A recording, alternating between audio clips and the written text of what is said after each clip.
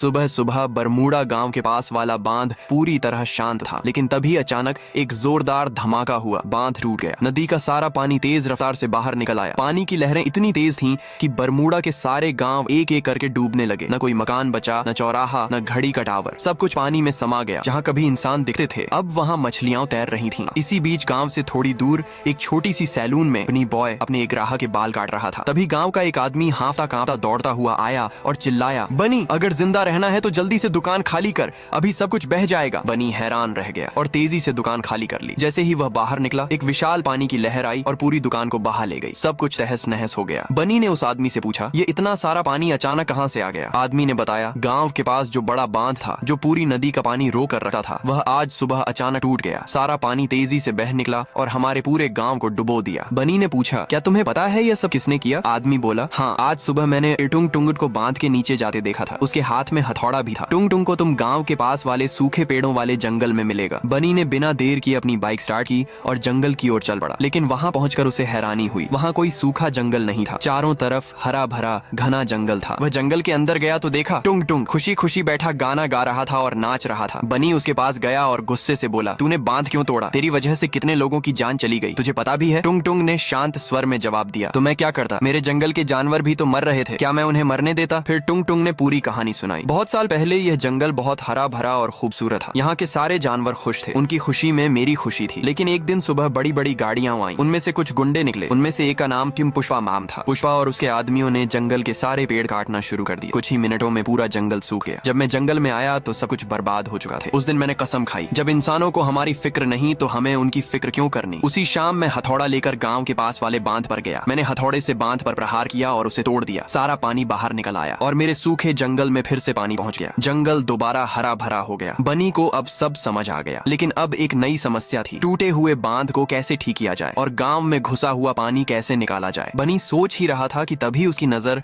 टुंग टुंग के पीछे खड़े कुछ बड़े बड़े जानवरों पर पड़ी। उसने टुंग टुंग से कहा, तुम बुरा ना मानो तो क्या मैं थोड़ी देर के लिए तुम्हारे इन जानवरों को अपने साथ ले जा सकता हूँ? टुंग टुंग ने हंसते हुए कहा, ले जा, लेकिन करेगा क्या? बनी मुस्कुराया और बोला, वो तुम मुझ पर छोड़ दो। बनी उन जानवरों को लेकर गाँव लौटा। वहाँ पहुंचकर उसने जानवरों से कहा, जाओ, पूरे गाँव का पानी पी जाओ। जानवरों ने धीरे धीरे नदी का सारा पानी पी लिया। पानी कम होता गया और गांव फिर से पहले जैसा सूखा और साफ हो गया। फिर बनी बांध के पास गया। उसने मेहनत से बांध को ठीक करना शुरू किया। मेहनत की और धीरे धीरे बांध पहले जैसा मजबूत हो गया। पानी फिर से रुक गया। गांव से सारा पानी गायब हो गया। गांव वाले बहुत खुश हुए। उन्होंने बनी की बहुत तारीफ की। बनी ने जानवरों को वापस जंगल में छोड़ दिया। अब सब खुश थे। गाँव के लोग खुश, टुंग टुंग खुश, जंगल के जानवर खुश और जंगल फिर से हरा भरा और जिंदगी से भरपूर हो गया।